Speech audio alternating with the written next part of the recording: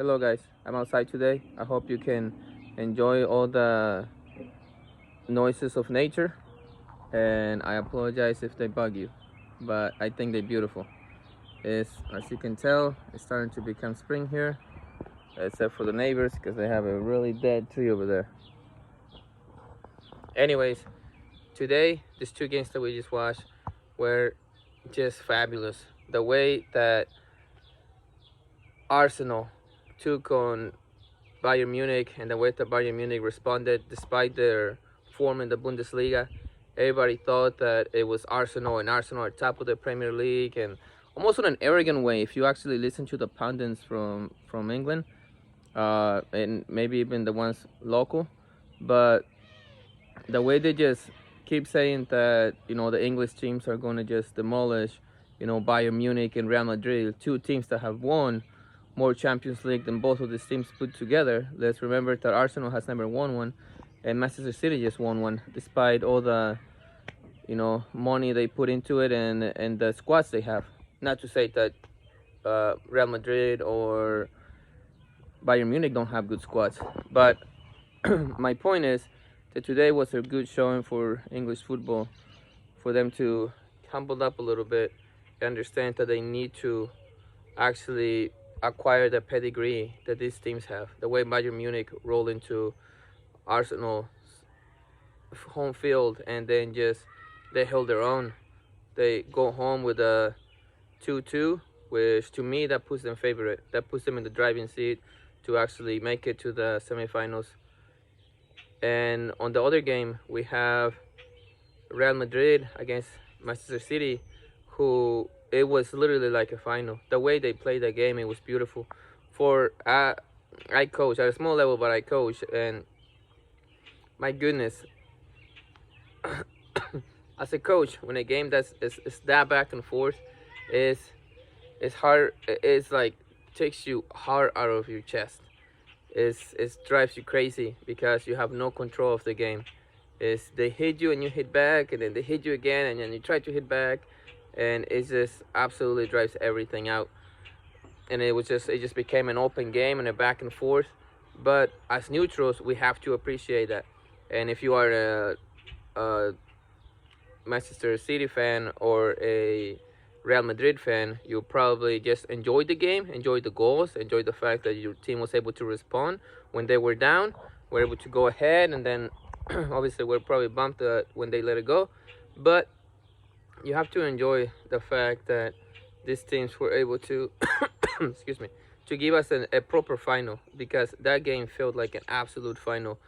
The way that they just tried to nullify each other, and then Bernardo Silva with a quick hit on the free kick, taking it around, surprising the goalie to put the first one in.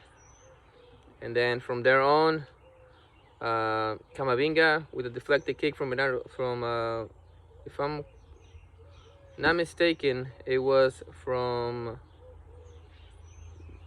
oh my gosh, I forgot who was deflected on.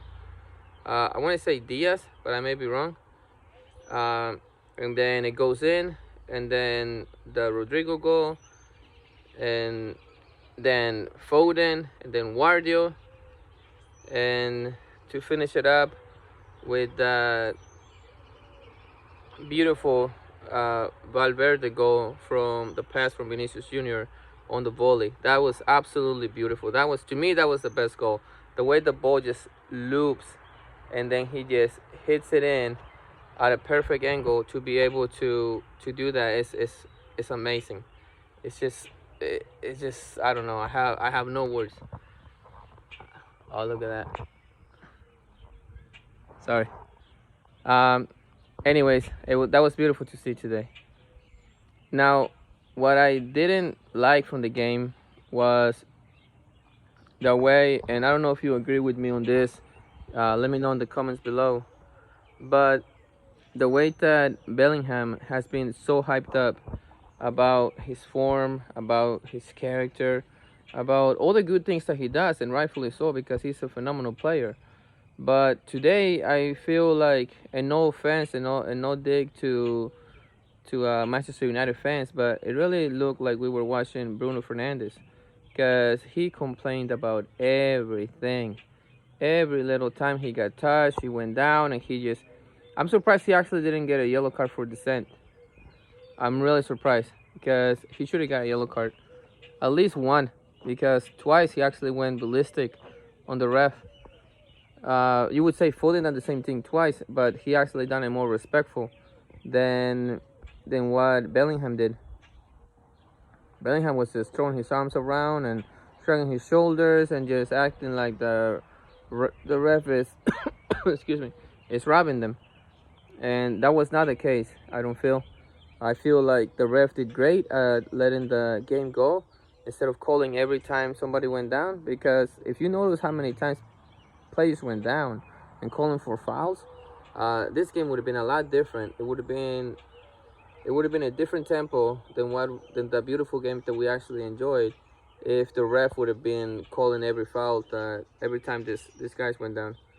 But I really don't like how Bellingham took this approach today on this game. I don't know if the occasion got to him, the quarterfinal in the Champions League with Real Madrid, or him not being able to do much lately. But he's a phenomenal player, and Ancelotti is a great coach. So I really hope that he can put his arm around him and let him know that he's still a kid and he needs to work.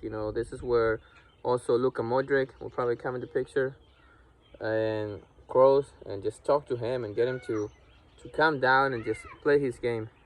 I hope you guys like this kind of content. I really want to just share this with you guys. Tomorrow, don't forget that we also have the Barcelona PSG game, and we have the Atletico de Madrid against Borussia Dortmund. Both of these games are played in Spain. Obviously, Borussia Dortmund visiting Atletico de Madrid, and PSG with Mbappe visiting Barcelona. Obviously not at their home stadium because it's being remodeled or under construction, so they are playing elsewhere. But still, it's at Spain. It's their territory. It's their country, and they need to pull that together. Let me know who you think will win.